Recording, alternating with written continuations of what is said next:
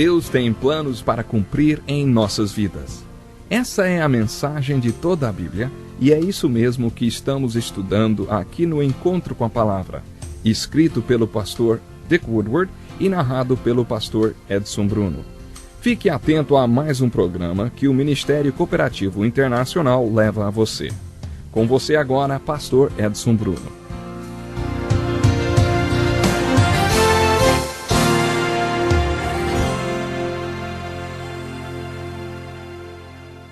Bem-vindo a mais um programa Encontro com a Palavra. Continuando o nosso estudo dos livros históricos do Velho Testamento, vamos analisar pela terceira vez o primeiro livro histórico do Velho Testamento, que é o livro de Josué. Como vimos nos dois últimos estudos, esse livro é uma ilustração muito importante da fé. No capítulo 7 do livro de Josué, lemos a história que podemos chamar de a perversão da fé. Logo depois que Jericó foi conquistada, miraculosamente os filhos de Israel subiram para a cidade de Ai, que era uma cidade relativamente pequena. Eles mandaram um pequeno destacamento de soldados para tomar a cidade. Esses soldados acabaram fugindo dos seus inimigos. Os homens de Ai perseguiram e mataram aqueles soldados hebreus. Quando isso aconteceu, Josué caiu com o rosto em terra. Por que Josué caiu com o rosto em terra? Porque ele ficou prostrado quando ouviu que seu exército tinha sido derrotado na cidade de Ai? Aquilo queria dizer algo. Eles só conquistaram a cidade de Jericó porque o Senhor estava com eles e porque eles fizeram tudo o que Deus mandou que fizessem. A única esperança do povo era que Deus estava com ele e Josué sabia disso. Porque Deus estava com eles, eles conquistaram Jericó. Se eles tinham sido derrotados na cidade de Ai, significava que Deus não estava com eles. Deus não estava abençoando o povo. Então Josué soube que o problema não era militar, o problema era espiritual. Uma vez ouvi um servo de Deus dizer o seguinte: se ouvirmos falar que algum banco ou uma grande empresa como a General Motors ou a Volkswagen faliram, lamentamos a notícia. Mas não precisamos fazer uma reunião de oração por causa disso. Se o trabalho de Deus não dá certo, porque não há fundos suficientes, ou por uma razão qualquer ou outra, isso mostra que Deus retirou sua bênção desse trabalho. Então os líderes desse trabalho devem prostrar-se diante de Deus, pois a única esperança para eles é a presença de Deus no trabalho. Afirmações e confirmações, evidências da presença de Deus conosco fortalecem a nossa fé e nos encorajam a caminhar. Todos nós precisamos de um milagre marcante que sirva como estímulo. Mas quando acontece o contrário, quando fica óbvio que Deus não está conosco, então devemos nos prostrar até descobrir o porquê. A razão pela qual Josué caiu com o rosto em terra e orou quando soube da derrota na cidade de Ai é explicada no capítulo 7. Quando os filhos de Israel conquistaram a cidade de Jericó, que foi a primeira cidade a ser conquistada na terra de Canaã, todo o espólio teve que ser dado a Deus, aos sacerdotes. O espólio foi para o tesouro dos servos de Deus. Essa é a lei do dízimo. A palavra dízimo, como vimos em Deuteronômio, não quer dizer apenas a 10ª parte, mas também a primeira 10ª parte. A primeira 10ª parte de tudo é de Deus. De acordo com Deuteronômio, o propósito do dízimo é ensinar o povo a colocar sempre Deus em primeiro lugar em sua vida. Por isso, quando eles conquistaram a primeira cidade, Deus disse: vocês não ficarão com nada do espólio, ele é todo meu. Quando o povo de Deus estava no meio da batalha de Jericó, um homem chamado Acã viu uma capa babilônica e achou-a muito bonita. Ele também viu prata e ouro. Existe um padrão conhecido de pecado. Ele é: vi, desejei, peguei. Acã pegou a capa e certa quantidade de prata e ouro e escondeu tudo isso. Ele pecou porque todos foram explicitamente instruídos a não pegarem nada do espólio, mas ele pegou, roubou, mentiu e enganou. Foi por isso que o povo de Deus foi derrotado na batalha de Ai. Aprendemos uma lição sobre o pecado com essa atitude de Josué prostrado diante de Deus. Tanto nessa história como na história de Moisés no Mar Vermelho, aprendemos que há certas ocasiões em que a vontade de Deus é tão óbvia que orar torna-se até imoral. 2 vezes Deus repreendeu seus servos por estarem orando. Quando os exércitos do Egito estavam perseguindo os filhos de Israel, quando eles estavam diante do Mar Vermelho, Moisés caiu com o rosto em terra em oração. Deus disse a ele: por que é que você está clamando a mim? Diga aos filhos de Israel que avancem. Deus estava dizendo para Moisés. E nós vimos isso no livro de Êxodo, lembra? Você lembra disso? Deus disse: a minha vontade é tão óbvia. É até imoral você orar nessa hora. Diga ao povo que marche. Diga a eles para começarem a caminhar nas águas. Deus achou que sua vontade era óbvia e que seria óbvia para Moisés também. Era imoral da parte de Moisés orar pedindo a vontade de Deus, porque a vontade de Deus era muito clara. A outra vez que Deus repreendeu um servo seu por estar orando foi quando Josué se prostrou diante dele. Foi depois da batalha de Ai. O Senhor disse a Josué: levante-se, por que é que você está com o rosto em terra? Fazendo uma aplicação disso, podemos afirmar que há momentos em que é imoral fazer uma reunião de oração. Quando a vontade de Deus é clara, é óbvia. Sabe, aí é hora de agir e não de orar. Deus disse a Josué: Israel pecou, violou a aliança que lhe ordenei.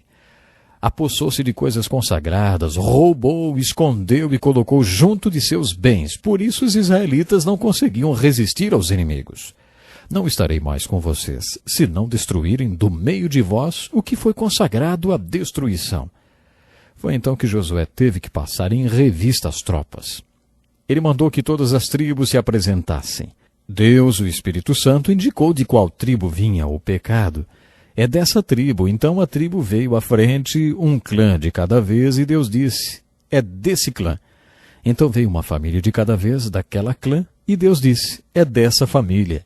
Quando a família apresentou-se à frente de Josué, Deus disse: é esse o homem. Seu nome é Acã. Depois dessa busca que Josué fez no meio de todo o seu povo, Acã teve certeza que Deus estava com ele. Josué não precisou fazer muita coisa para que Acã confessasse. Ele disse a Acã: por que você pecou contra Deus? Acã fez aquela confissão padrão: bom, eu vi, desejei e peguei. Acã foi destruído com tudo que possuía. A seguir, Deus disse: voltem para Ai, e eu serei com vocês agora. O objetivo do nosso estudo é tirar uma aplicação devocional de cada lição. Nesse caso, a aplicação é bem óbvia. Deus não estará conosco se houver pecado em nossas vidas. Em vários trechos, as Escrituras afirmam que Deus não estará conosco se houver desejo de pecado em nossas vidas. Segundo as Escrituras, o pecado causa um curto-circuito em nosso relacionamento com Deus. Os filhos de Israel não puderam nem entrar na terra de Canaã até que todos os homens fossem circuncidados. Eles não teriam as bênçãos de Deus sobre eles se não andassem em obediência. Nós também não podemos esperar as bênçãos de Deus sobre nós e sobre as coisas que fazemos se estivermos em pecado, mesmo que os outros não saibam de nada. A palavra confessar é composta de 2 palavras: falar, a mesma coisa. É isso mesmo, 2 palavras: falar e a mesma coisa. Ou seja, falar a mesma coisa, isso é confessar.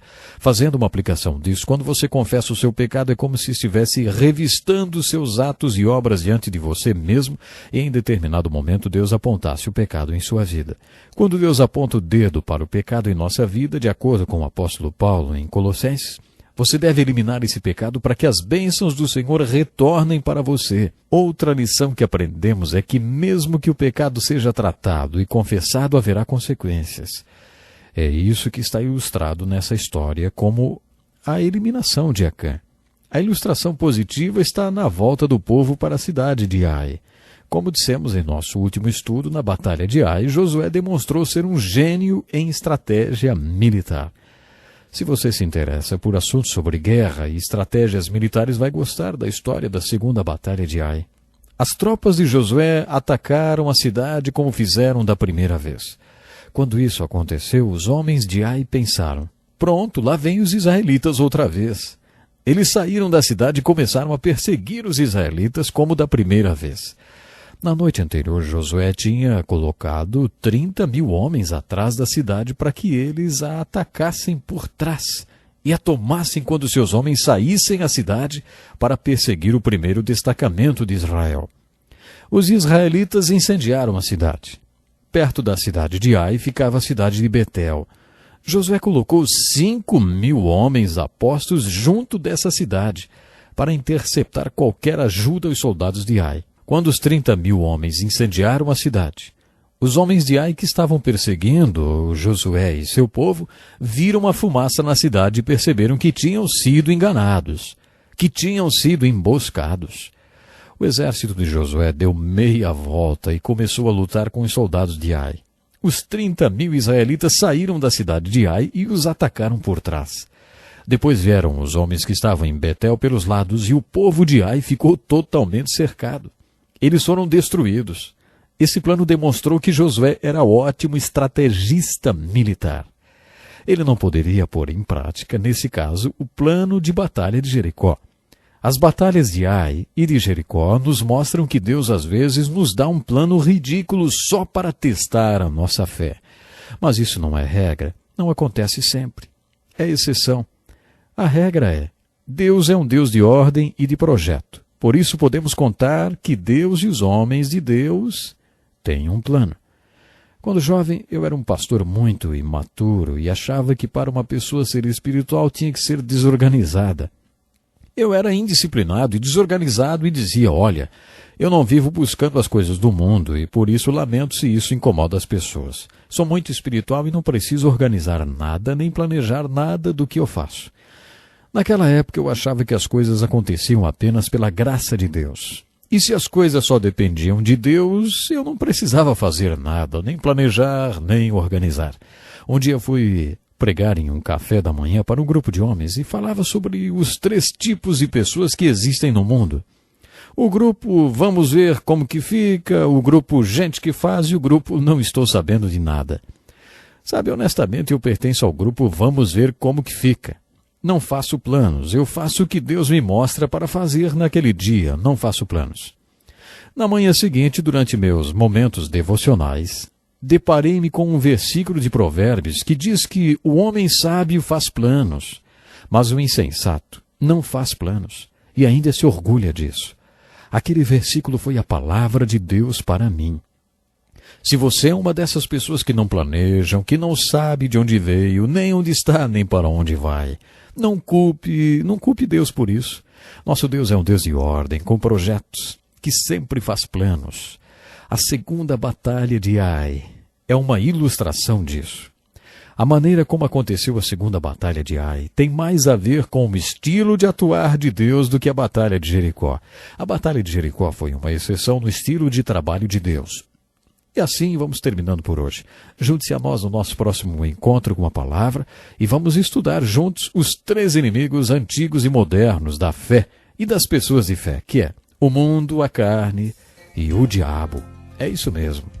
Bom, eu espero você no nosso próximo encontro com a palavra. Que lição importantíssima. Obrigado, pastor Edson Bruno. Prezado ouvinte, coloque em prática o que você ouviu aqui. Sem dúvida, sua vida será grandemente abençoada. Este é um estudo escrito pelo Dr. Dick Woodward, na voz do pastor Edson Bruno. Escreva-nos e solicite o material. Nosso endereço é Encontro com a Palavra, Caixa Postal 2011, CEP 89201-970, Joinville, Santa Catarina. Até o nosso próximo encontro com a palavra.